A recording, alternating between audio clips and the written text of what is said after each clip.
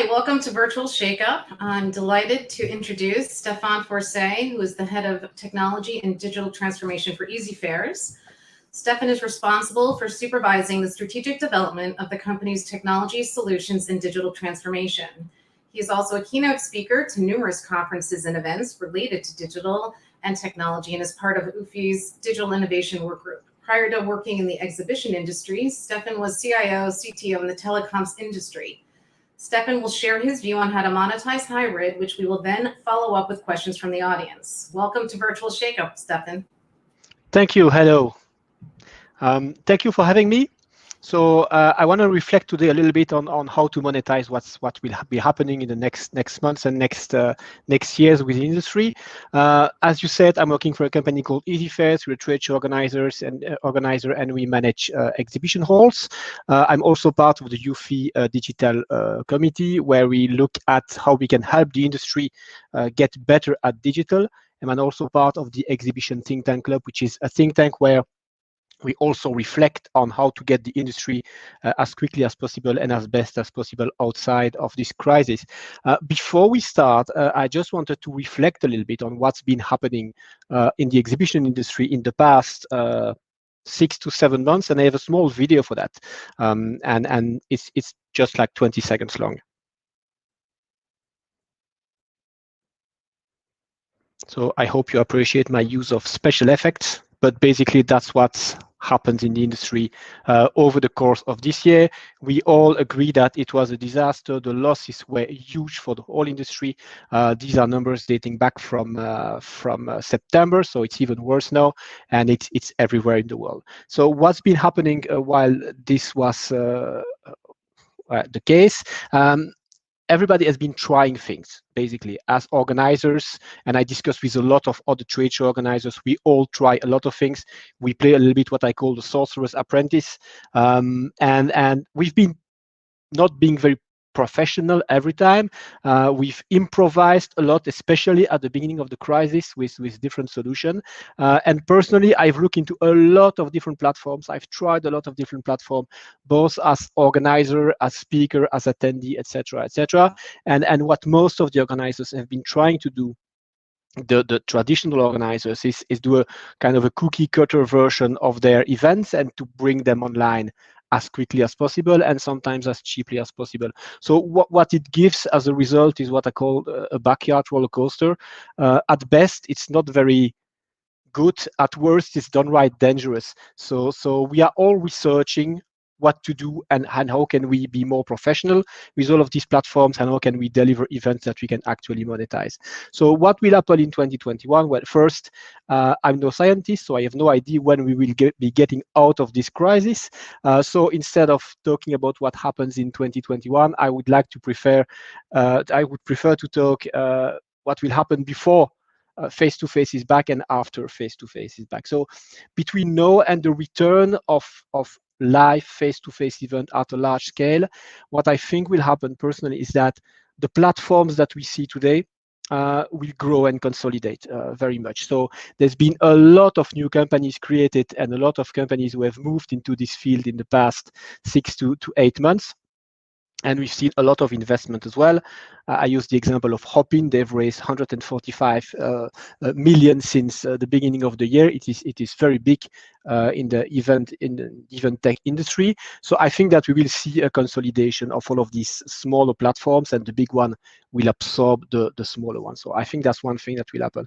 Next one is we as organizers, we will get better at it. We've been doing those backyard roller coaster for a couple of months, but it's getting better and better, and events like the one we are attending today are getting more and more professional. The result is better and better.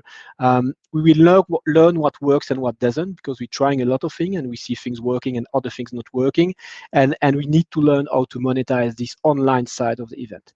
However, there's one aspect I'd like to also point out about all of these platforms. It's the fact that when you organize an event and you put it online, you generally use a platform for that, and other people are doing the same way and using the same platform. There is generally a lot of data sharing on the platform, across the different events, because platforms tend to create profile about their customers, and so there's a real question that's arising about what type of data this platform collects and who owns this data. So it's an interesting topic that I would like to come back in a couple of minutes. So before face-to-face is back, I think we will see more investment and more consolidation in the platform world. And then face-to-face will come back. Of course, it will come back. It's already back. This is a video of one of our events that ran a couple of weeks ago. I think this one was in the Netherlands.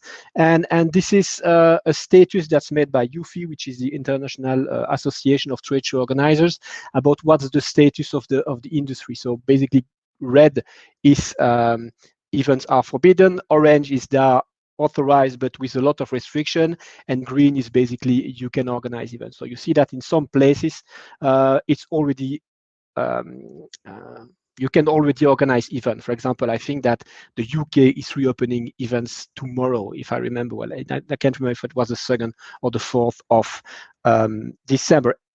But beside that, the whole world just received a crash course on doing business online. We've all been doing a lot of homework lately, and we all understand that it actually works. And even when events are back, there will be restriction. There will be people who say, oh, I'm not ready to go back to gatherings and to go near people. Nobody longs for traffic. I was looking at a presentation from Noam Bardin, who is the CEO of Waze, this morning, and he was explaining that when the COVID crisis hit, they saw a crash of 95% of the usage of their app in the first week and months of the crisis in some countries.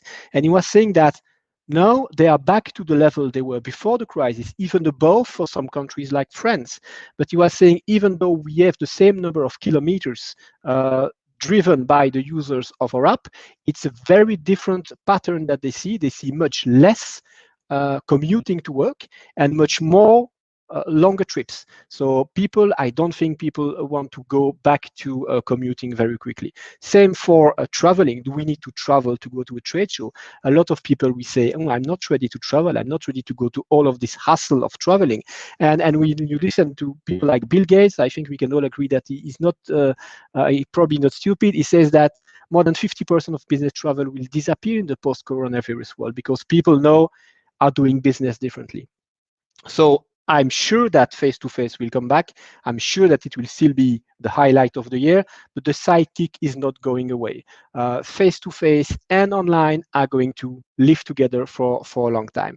That's what we call hybrid. When we say hybrid, I just want to spend 30 seconds highlighting what I call hybrid. So basically, we say hybrid is a mix of face-to-face and online, but there's also when I discuss with people who actually organize those events and say, are you ready to go hybrid with your next face-to-face event? I always get the remark that it's very confusing and difficult to attend an event which is both online and on site at the same time. Imagine that you are an exhibitor to such an event, and then you are discussing with a potential customer on the stand, and then you have a reminder because in 3 minutes you have an online meeting starting with an online attendee. Isn't it better maybe to try to spread the online part for the rest of the year and let the end user, the attendee, have this hybrid journey through the whole year, and be on site when he can be on site and be online when he cannot be on site. So for example, I can get recommendations, I can chat with the people before the event, and then I go to the event physically, we meet on site. After that, I can still chat with you, asking more info, maybe get a quote from you and purchase something. I can also browse an online catalog before the show. I can prepare my visit, and then I go on site. On all of our events at Easyfairs, we use what we call smart badges. These are NFC enabled badges, so you can touch a special place on the stand to get information about the products you see. I use my badge on the show. During the show, then I receive the documentation. I can chat with the exhibitors. This is what I call a hybrid experience, where you can seamlessly go from online to face-to-face and back and forth. So for me, hybrid is not deciding to go either online or face-to-face. It's doing both at different times. So basically, we've been playing around with hybrid and online in 2020. In 2021, we have to become professionals at it. We have to industrialize it. We have to make money with it, basically. And how can we monetize hybrid? This is the real question right now. I see three main ways of monetizing hybrid events and online events. It's content, leads, and community. So I'm going to quickly look into each of the three. So monetizing content, basically, you're doing this on events where you have a lot of ticket sales and sponsoring, but mostly ticket sales. One of the example is the Collision conference. Another one is Web Summit, which is running at the moment. So basically, it's people paying for a ticket to attend the conference online as they would for a conference which is happening live, and listening to speech and interacting with the speakers. So basically, you need a lot of people buying tickets if you want to monetize that. And how do you get all of these people to buy tickets? You need what I call the star speakers. So if you look at this type of conferences, generally you have a couple of people coming from the movies industry, or musicians, or anyway, and people who are well known and have something interesting to say. So this is the way you attract your people for paying tickets. But of course, you need to pay these people. I will go a little bit deeper into how much you pay for that.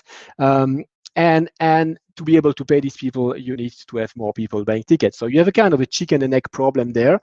So there is a risk to be taken upfront to say, I'm going to pay for these speakers, because if I don't, I cannot attract people and I cannot get them to buy tickets. So in this type of event, if you're looking at organizing this type of event and monetizing them, I often say you have those superstar speakers, those movie stars, those people doing sports, or people, I don't know, people who are very well known, what I call the tier 1 speakers. And these could be people that you pay sometimes north of 300,000 to speak at your show. That's the price this type of people could be asking for a 30 or 1 hour speech or presentation at your event. Then these are the ones that will attract the attention on your event. Then you need what I call the industry stars. If you're doing a B2B event, for example, you want to have CEOs, you want to have, I don't know, scientists, people like that, people who have a very good knowledge and who are well known within an industry. That's what I call the tier 2. And generally, you pay these people between 15 and 50K, but sometimes they can also come for free if there's something in it for them. And then you have a long list of what I call the vertical speakers, who are the people who have an extremely good vertical knowledge and are giving trainings and presentation that people want to attend because they want to learn something. And then this is where I make the difference. All the people on the left, you want to see them more for inspiration, and the people on the right, it's more for education. So it wouldn't be a good presentation if there wasn't a quadrant, of course. So how much do you sell the ticket for this type of event? Well, you can try to sell very expensive ticket to a smaller audience. This is what this guy like WSJ Live is doing, or TED. They're quite expensive, but the audience is more limited. Or you can go like for a cheaper ticket with a large audience. That's what Web Summit is doing and Collision are doing. And at the extreme scale of that, you can even have free events. And mostly these are large corporate events that are not made for making money through the event, but making money through selling hardware and services to the people who attend to the event. Of course, nobody wants to go to the lower left corner where you sell cheap tickets to a small audience, and everybody wants to go in the upper right corner, but that's not that easy to go. Nobody is there at the moment. So that's for events based on content. Then you can also try to monetize the leads you generate at the events, and this is more for transactional type of event. And basically, it's the equivalent of what the exhibitor fees that you would have on a traditional face-to-face event. You have an exhibitor who pays for a virtual or online stand, and then you have attendees who interact with the exhibitors. But how do you attract the attendees? It's very difficult in this type of event to make people register and come to the event if the only thing they will see is exhibitors who want to have meetings with them. Sometimes it works in certain time of hosted buyer type of event, but for every event we've looked into and I've discussed with a lot of organizers, it's very difficult to make this happen. So how do you attract them? Generally, you add content to attract them. And so you're back to the first way of monetizing, where you need to have those speakers to attract those attendees. But if you want to go to watch content, and this is a little bit the experience I have. I was explaining that Web Summit is running at the moment. I'm attending it as well. You get a lot of contact requests, but you want to spend your time watching the content and not go to the meetings. You don't want to accept too many meetings. So could you let the exhibitor generate the content? So at least you can give them some exposure. In that case, you come up with a sales pitch type of event. So it's very difficult for me. This is the most difficult format of event to put online or to hybridize, if this is a word. and to find a business model that works for it. And we've been looking very deeply in it with different colleagues from the industry, and it's very difficult to find something that actually really works. A lot of people are looking into models where you pay per leads for the event. So actually, exhibitors would pay for the leads they acquire through the event. But when we do what we call EQA, and we ask the potential exhibitors, it's very difficult to make them accept this type of pricing, because they're a little bit afraid of success in that case. And they say, if I have too many leads, I will have to pay a lot, and all the leads might not be interesting. So that's the second way of monetizing online event. The third one, and the most interesting one, I think, is what I call the communities. So basically, what happens at an event is that we have a lot of interaction between people, services, and product. And what's interesting is to understand all of this works together. Who is interested in what? Who is discussing about what with whom? And then you can create that kind of community where people come to first stay informed, because you have that educational and inspirational type of content, but they also come to network because they want to discuss with other people from the industry, not just exhibitors or people who want to sell them something. They also want to discuss with peers. They want to find solutions. They want to have fun. Sometimes they go there to find a job, etc., etc. And I think this is where the real value is in the future. It's in understanding the dynamic of a specific community, especially for B2B. So how do you monetize this type of communities? Of course, if the community is very interesting, you could ask for a membership. But I don't think that's the biggest way to monetize them. So people who say, it's a very interesting community, there's a good content, I will pay, I don't know, €50 a month or $50 a month to be a member of the community. So you can sell advertisement as well. But just selling advertisement in a I would say simple fashion is not the most interesting neither. I think what's the most interesting point into these communities is the data that you can gather from it. So basically you understand the dynamics of a specific industry. And this is very interesting, because then you can start making things like sponsored search results, for example. You can make targeted advertisement. You can actually sell leads because the leads become more relevant. You can sell more sponsoring. You can even go further and create a marketplace where people go to source product and actually buy the product on the marketplace. So there's a lot of business to be done in there, and it's a little bit underutilized at the moment. But basically, if you look at what's happening mostly in B2C, that's exactly the business model or part of the business model of people like Amazon or Alibaba. It's creating those communities and understanding how they work, and then selling the contacts and the information of what happens between the people. So I think that's a very interesting monetizing alley to look at in the future. But then to finish, I would like to come back on what I was saying like 6 or 7 minutes ago. Is with these communities, you will be generating a lot of data. So the question is, sorry, I'm going in the wrong direction. The question is, all of this data that you generate using your community, who owns it? Are you, as the organizer, the animator of the community, owning the data? Or is it the platform that they're on, which is hosting several different communities, which is owning the data? This is also why we see platforms like LinkedIn moving slowly towards the exhibition/event space with LinkedIn events, for example. So I think there's a very important question to be asked there when we all go for platforms and look at the discussions you have with your platform providers.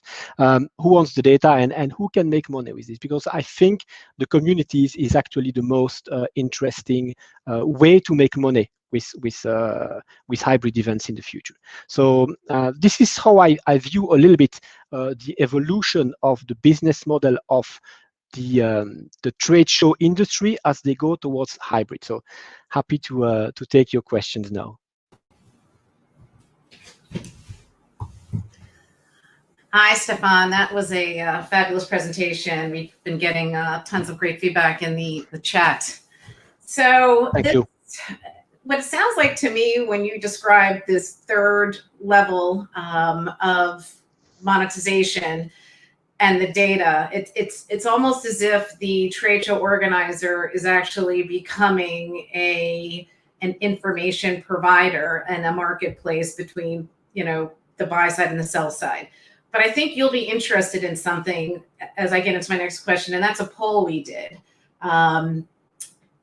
that we just asked about the state of data. And yep, we've got the describe the state of your data was the question, and a whopping 82% of people said we have multiple sources of not so great truth. 14% we have a single source of truth, and 5% it actually was zero for a long time, but somebody's admitted this, totally siloed, and it just lies all the time. That just went up to 9%.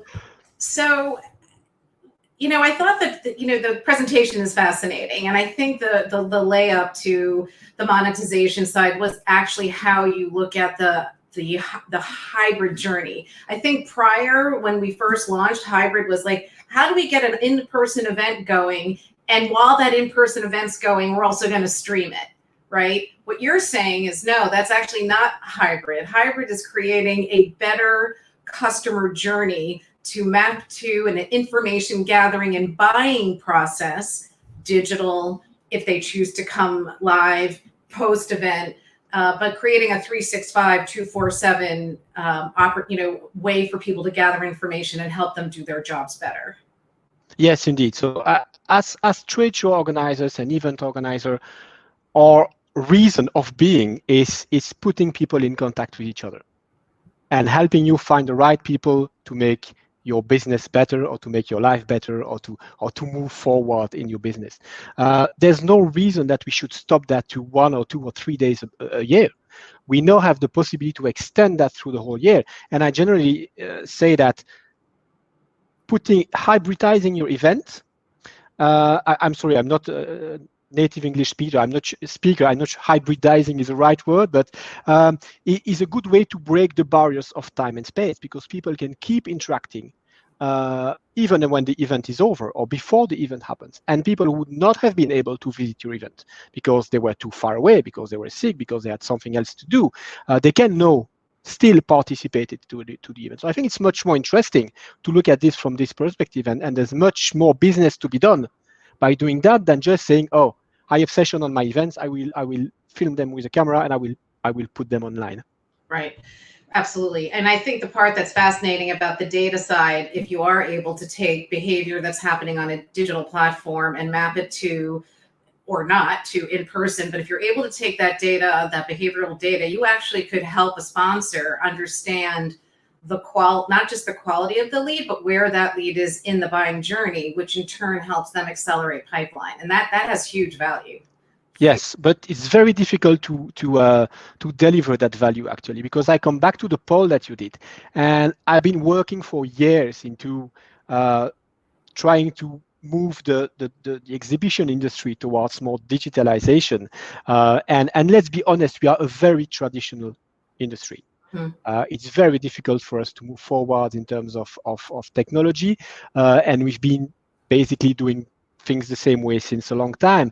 And in a lot of cases, we still have a lot of siloed data vaults, and it's very difficult for us. We almost never manage to create these interesting profiles by creating the right aggregation of data, level of aggregation of data in all of the systems we have. So unfortunately, that crisis happened, should I dare to say it, a little bit too early for us, because we weren't ready. We just got a big kick in the back to move forward, but we weren't ready. Well, that leads to my next question, then I'll jump into some audience ones. And that is, what would, with that said, what does an event organizer need to do this transformation? I mean, like, what would you say would be their phase one to even get to start the journey? Well, first is, how do we manage the crisis? And basically, as organizers, we are a very impacted industry by the crisis, and we have two choices. The first one is that we retreat in the cave, we bury ourselves on the ground, and we wait for the storm to pass. And that's the natural reaction we would have in that case. The second one is to say, no, there's a storm, but this is the moment where we have to go out and go hunting for new food. And so the first thing is that I know it's big temptation to do so, but do not stop innovating.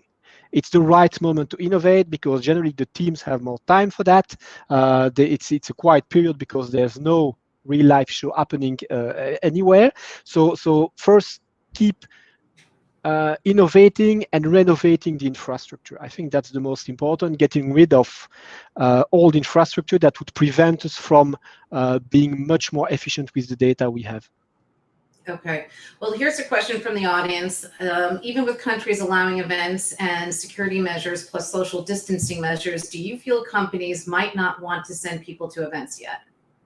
Yes, I'm pretty sure that people will say we still prevent people or employees to going to event. And we see it with a lot, because we are organizers as well. We have a lot of exhibitors who say, you know, I don't feel comfortable sending 5 or 10 people of my staff on a stand for 3 days and seeing thousands of people. And I understand that. I totally respect that.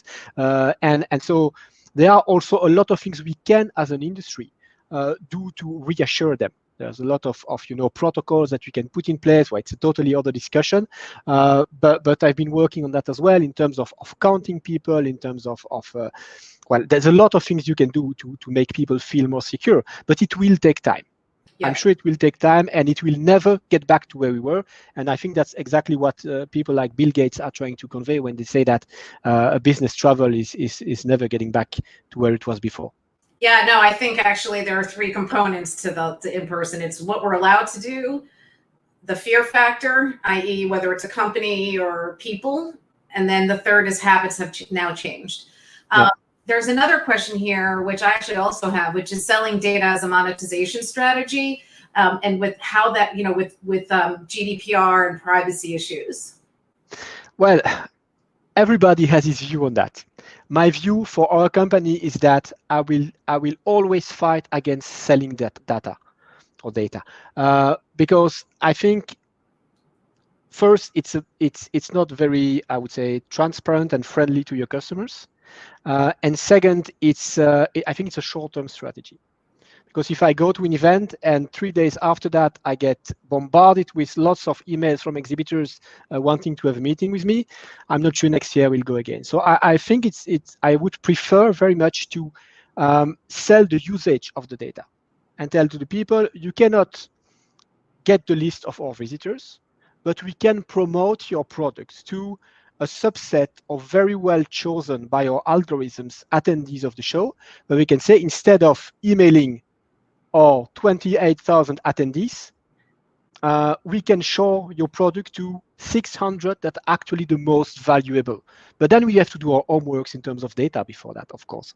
Right. It's like the Amazon recommendation engine. And it actually works both ways, by the way, for both creating a much better journey for your audience, knowing what they want and making it easy for them to find. And then also on the reverse, the sponsors. I have one more. I think we have time for one more question. And it says, do you think the online element of hybrid should have virtual live streams or just be about networking and community? Well, you should have live streams, because I still believe that's what drives people to make time for the event and to say, I'm going to actually sit on my computer, in front of my computer, and watch something, and then I will network. And I think in the event, I've participated to a lot of events, and where I see the networking working best, it's when it comes in between sessions of streaming, because then you have to say, you go back and forth between the two, because the most complicated thing is to keep people watching and to keep people on the platform. And I used to say you have to go from a captive audience to a captivated audience. And it's something we don't really know how to do as organizers. But some of these online events are doing it very well. And I think it works best when you intermix the two formats. Perfect. Well, with that, thank you so much for joining us today. And I'll be really looking forward to seeing how you evolve Easyfairs in 2021. So thank you so much, Stephan. Thank you. Bye-bye.